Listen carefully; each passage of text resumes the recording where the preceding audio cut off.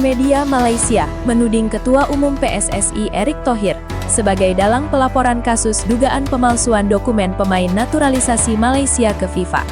Namun tudingan itu belum disertai bukti resmi dan telah dibantah sebelumnya. Dilansir dari halaman okezone.com, isu panas kembali menyelimuti sepak bola Asia Tenggara. Media Malaysia, My News Hub, melontarkan tudingan serius terhadap Ketua Umum PSSI Erick Thohir. Dalam laporan terbarunya, media tersebut menyebut Erick sebagai dalang utama di balik pelaporan kasus dugaan pemalsuan dokumen pemain naturalisasi Malaysia ke FIFA. Tuduhan ini mencuat setelah Federasi Sepak Bola Malaysia atau FAM resmi dijatuhi sanksi oleh FIFA terkait kasus 7 pemain naturalisasi yang diduga menggunakan dokumen tidak sah. Sanksi tersebut berupa denda serta larangan bermain selama 12 bulan kepada 7 pemain yang terlibat. Meski demikian, belakangan hukuman tersebut dikabarkan ditangguhkan. Dalam laporan My News Hub, sumber anonim menyebut bahwa pelaporan terhadap FAM tidak murni berasal dari pihak Vietnam, melainkan ada peran pihak lain di belakang layar. Bahkan disebutkan bahwa dokumen-dokumen yang digunakan untuk melaporkan kasus tersebut berasal dari orang suruhan Erick Thohir, yang kemudian disalurkan kepada pihak di dalam FIFA. Vietnam mengajukan pengaduan, tetapi dokumen-dokumen itu berasal dari orang-orang suruhan Erick Thohir. Tulis media tersebut mengutip sumber yang tidak disebutkan identitasnya.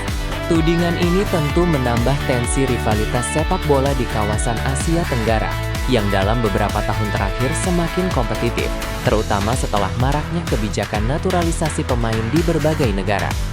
Namun, hingga berita ini diturunkan, belum ada bukti resmi yang dipublikasikan untuk mendukung klaim tersebut. Selain itu, pihak Erick Thohir belum memberikan respon terbaru terkait tudingan yang kembali mencuat ini. Sebelumnya, pada September 2025, Erick secara tegas membantah keterlibatan Indonesia dalam polemik dokumen naturalisasi Malaysia. Ia menegaskan bahwa Indonesia tidak pernah mencampuri urusan internal negara lain, termasuk dalam hal kebijakan olahraga. Kami tidak intervensi, tidak ikut campur isu-isu negara lain. Kami tentu harus menghargai semua negara di Asia Tenggara ketika ingin olahraganya maju, ujar Erick saat itu. Ia juga menambahkan bahwa fokus Indonesia adalah membangun prestasi olahraga nasional tanpa harus terlibat dalam konflik atau politik antar negara. Menurutnya, setiap negara memiliki kebijakan dan strategi masing-masing dalam mengembangkan sepak bola. Di sisi lain, kasus ini kembali membuka perdebatan lama mengenai regulasi naturalisasi pemain di Asia Tenggara. Dalam beberapa tahun terakhir, sejumlah federasi gencar melakukan naturalisasi demi meningkatkan daya saing tim nasional.